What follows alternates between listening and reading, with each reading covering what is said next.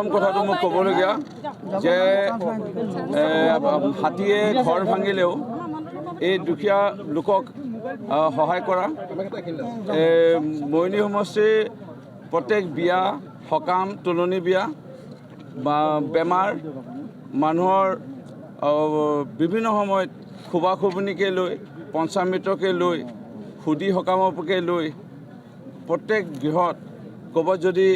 সৰু গৰু পোৱালি জগিছে তেতিয়া হয়তো আমাক তেতিয়াও মাতিছিল হয়তো সেই ৰূপজ্যোতি কুৰ্মী আজি জিকিল ইয়াৰ লগতে অসমৰ মাননীয় মুখ্যমন্ত্ৰী ডক্টৰ হিমন্ত বিশ্ব শৰ্মা ডাঙৰীয়া আৰু প্ৰত্যেকজন সাংসদ মন্ত্ৰীসকলৰ মৰিয়নি সমষ্টিলৈ আহি পেলাই মৰিয়নি সমষ্টিৰ ৰাইজৰ প্ৰতি আহ্বান জনোৱা সেই আহ্বানৰ প্ৰতি মৰিয়নি সমষ্টিৰ ৰাইজে যি সঁহাৰি জনালে তাৰ আজি জয় হ'ল ইয়াৰ লগতে আজি মাননীয় দেশৰ প্ৰধানমন্ত্ৰী নৰেন্দ্ৰ মোদী ডাঙৰীয়াৰ আৰু ইয়াৰ লগতে অসমৰ মুখ্যমন্ত্ৰী ডক্টৰ হিমন্ত বিশ্ব শৰ্মা ডাঙৰীয়াৰ ভাৰতীয় জনতা পাৰ্টী আৰু লগতে অসম গণ পৰিষদ আৰু মিত্ৰজোঁটৰ যি চৰকাৰে কেন্দ্ৰ বা ৰাজ্যই আজি ভাৰতৰ লগতে অসমৰ লগতে আমাৰ মৰিয়নি সমষ্টিৰ ৰাইজক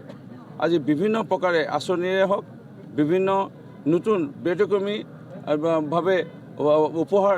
যি প্ৰদান কৰি আহিছিলে অতদিনে তাক সন্মান জনাই হওক আজি মৰিয়নি সমষ্টিৰ ৰাইজে আজি ভাৰতীয় জনতা পাৰ্টীৰ অৰ্থাৎ পদুম চিহ্নত আজি ৰাইজে জনাদেশ দিছিল আৰু ইয়াৰে জয় হৈছে আজি আপুনি পঞ্চমবাৰৰ কাৰণে বিধায়ক হ'ল পূৰ্বে 4বাৰ আপুনি কিন্তু দীঘলীয়া পৰিক্ৰমা থাকিও ইমান ব্যৱধান হোৱা নাছিলে মাত্ৰ 4 মাহৰ ভিতৰত আপুনি যোগদান কৰি 40,000 অধিক ভোটত ব্যৱধান এইটো কেনেকৈ সম্ভৱ হ'ল কেডিট কাৰ চাওক ইয়াত মই নিজকে গুণ গাব বিচৰা নাই অহংকাৰ অভিমানভাৱেৰে মই ভোটদানৰ দিনাখনো কৈছিলোঁ তাৰ আগতো কৈছিলোঁ অহংকাৰ অভিমানে মই কেতিয়াও কথা নকওঁ আজিও মই ক'ব বিচৰা নাই কিন্তু ক্ৰেডিট কাৰ্ড বুলি ক'লে ইমান বৃহৎ ব্যৱধানটো হয়তো ৰূপজ্যোতি কুৰ্মী বুলি পেলাই এটা সুকীয়াকৈ আছিল কংগ্ৰেছে দাবী কৰি আহিছিল মৰিয়নি সমষ্টি কংগ্ৰেছৰ যোগ্য সেইটো মিছা প্ৰমাণিত হ'ল কাৰণ কংগ্ৰেছে ভোট নাপালে আৰু ইয়াত ৰূপজ্যোতি কুৰ্মী পক্ষত ৰাইজ আছিল বা এটা বৃহৎ অংশৰ সমৰ্থন আছিল সেয়া যুগ লগতে ভাৰতীয় জনতা পাৰ্টীৰ কাৰ্যকৰ্তাসকলৰ পৰিশ্ৰম ইয়াৰ লগতে ভাৰতীয় জনতা পাৰ্টীৰ সন্মানীয় নেতৃবৰ্গ আৰু বিশেষকৈ মাননীয় মুখ্যমন্ত্ৰী ডক্টৰ হিমন্ত বিশ্ব শৰ্মা ডাঙৰীয়াৰ যি আহ্বান এই আহ্বানৰ প্ৰতি সঁহাৰি জনাইছিল সেইকাৰণে ভাৰতীয় জনতা পাৰ্টী ৰূপজ্যোতি কুৰ্মী যোগ হৈ পেলাই আজি এই বৃহৎ পৰিমাণৰ এই ব্যৱধানটো আজি আমি পাইছোঁ ৰূপজ্যোতি কুৰ্মী যোগ হৈ পেলাই আজি এই বৃহৎ পৰিমাণৰ এই ব্যৱধানটো আজি আমি পাইছোঁ আৰু এইটো এটা ঠিক ৰাইজৰ মৰিয়নি সমষ্টিৰ ৰাইজৰ আশা বাঢ়িছে সপোন বাঢ়িছে ৰাইজৰ বেছি মানে আকাংক্ষা বাঢ়িছে এই আজি বৃহৎ পৰিমাণৰ ভোটেৰে আমাক জয় কৰি পেলাই সেইটোকে মৰিয়নি সমষ্টিৰ ৰাইজে প্ৰতিপন্ন কৰিলে আৰু এয়া আমি দায়িত্ব আমি শিৰ পাতি লৈছোঁ আৰু আমি আগতকৈ অধিক যে আমাৰ দায়িত্ব বাঢ়িছে মৰিয়নি সমষ্টিৰ ৰাইজে দায়িত্ব দিছে সেই দায়িত্ব আমি নিষ্ঠা কৰে পালন কৰিব লাগিব সেয়াও আমি মৰ্মে অনুভৱ কৰিছোঁ যিধৰণে ক'লে সেই কথা আখৰে পৰিলে কিন্তু কেইদিনমান পূৰ্বে কংগ্ৰেছৰ কাৰ্যকৰী সভাপতি উপসভাপতি ৰাধা গোস্বামীয়ে ক'লে ৰূপজ্যোতি কুৰ্মীৰ কোনো কাম নাই তুলনি বিয়া খাই কৰক মোৰ এতিয়া হাঁহিয়ে উঠিছে এতিয়া এই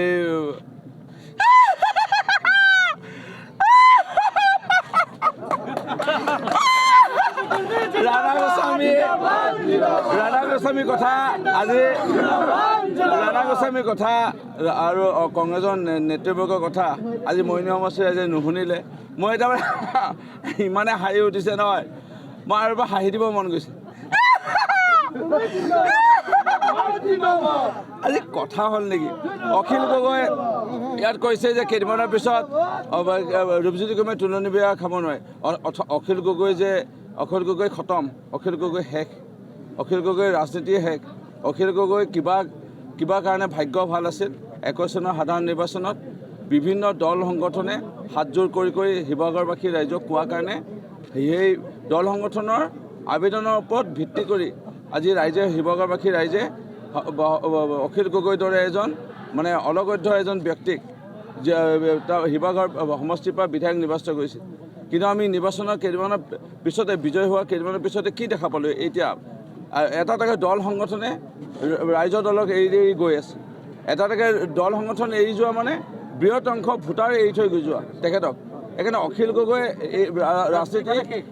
থাওৰা হাৰাৰ পিছত এই বিধ্বস্তকে হাৰাৰ পিছত মৰিয়নি সমষ্টিত তৃতীয় স্থান দাবী কৰি আছিলে 1 নম্বৰ স্থান। তৃতীয় স্থান হোৱাৰ পিছত অখিল গগৈতো কামেই নাই, অখিল গগৈ চেছ। আৰু অখিল গগৈ অলপ যি আছিল সেইটো মই শেষ কৰি পেলালোঁ। অখিল গগৈ এনেকুৱা এজন 420 ঠগবাজ মানুহ, যিজনে নদী বান্ধ আন্দোলনত কৃষকসকলক লৈ গ'ল, নিজে টকা লৈ পেলাই চুপচাপ বহি থাকিল। আকৌ পিছত কৃষকসকলক লৈ গ'ল কাজিৰঙাত অৰ্কিড পাৰ্কৰ নামত 100 বিঘা মাটি লৈ ল'লে। আৰু ক'ত কি মাটি আছে, আমি ক'ত কি ধন সম্পত্তি গোটালে, চব এইবোৰ মিলি মেটিয়া। এতিয়া মই নোকোৱাকৈ অখিল গগৈক এই দল সংগঠনে গৈ আছে। অখিল গগৈ খতম, থাকিল কথা মৰিয়নি সমষ্টিৰ পৰাও নহয়। ৰাধা গোস্বামীৰ কথা আজি, ৰাধা গোস্বামীৰ কথা আৰু কংগ্ৰেছৰ নেতৃবৰ্গৰ কথা আজি মৰিয়নি সমষ্টিৰ আজি নুশুনিলে মই এতিয়া ইমানে হাঁহি উঠিছে নহয়, মই আৰু এবাৰ হাঁহি দিব মন গৈছে। আজি কথা হ'ল নেকি, অখিল গগৈ ইয়াত কৈছে যে কেইদিনমানৰ পিছত ৰূপজ্যোতি গগৈয়ে তুলনি বিয়া খাব নোৱাৰে। অখিল গগৈ খতম, অখিল গগৈ শেষ, অখিল গগৈ ৰাজনীতি শেষ। অখিল গগৈ কিবা কাৰণে ভাগ্য ভাল আছিল। 21 চনৰ সাধাৰণ নিৰ্বাচনত বিভিন্ন দল সংগঠনে হাতযোৰ কৰি শিৱসাগৰবাসী ৰাইজক কোৱাৰ কাৰণে সেই দল সংগঠনৰ আবেদনৰ ওপৰত ভিত্তি কৰি আজি শিৱসাগৰবাসী ৰাইজে অখিল গগৈৰ দৰে এজন মানে অলগধ্য এজন ব্যক্তিক শিৱসাগৰ সমষ্টিৰ পৰা বিধায়ক নিৰ্বাচিত কৰিছিল। কিন্তু আমি নিৰ্বাচনৰ কেইদিনমানৰ পিছতে, বিজয় হোৱাৰ কেইদিনমানৰ পিছতে কি দেখা পালোঁ, এতিয়া এটা দল সংগঠনে ৰাইজৰ দলক এৰি গৈ আছে। এটা দল সংগঠন এৰি যোৱা মানে বৃহৎ অংশ ভোটাৰ এৰি থৈ যোৱা তেখেতক। সেইকাৰণে অখিল গগৈ এই ৰাজনীতি থাওৰা হাৰাৰ পিছত, এই বিধ্বস্তকে হাৰাৰ পিছত মৰিয়নি সমষ্টিত তৃতীয় স্থান দাবী কৰি আছিলে 1 নম্বৰ স্থান। তৃতীয় স্থান হোৱাৰ পিছত অখিল গগৈতো কামেই নাই, অখিল গগৈ চেছ। আৰু অখিল গগৈ অলপ যি আছিল সেইটো মই শেষ কৰি পেলালোঁ। অখিল গগৈ এনেকুৱা এজন 420 ঠগবাজ মানুহ, যিজনে নদী বান্ধ আন্দোলনত কৃষকসকলক লৈ গ'ল, নিজে টকা লৈ পেলাই চুপচাপ বহি থাকিল। আকৌ পিছত কৃষকসকলক লৈ গ'ল কাজিৰঙাত অৰ্কিড পাৰ্কৰ নামত 100 বিঘা মাটি লৈ ল'লে। আৰু ক'ত কি মাটি আছে, আমি ক'ত কি ধন সম্পত্তি গোটালে, চব এইবোৰ মিলি মেটিয়া। এতিয়া মই নোকোৱাকৈ অখিল গগৈক এই দল সংগঠনে গৈ আছে। অখিল গগৈ খতম, থাকিল কথা মৰিয়নি সমষ্টিৰ পৰাও নহয়।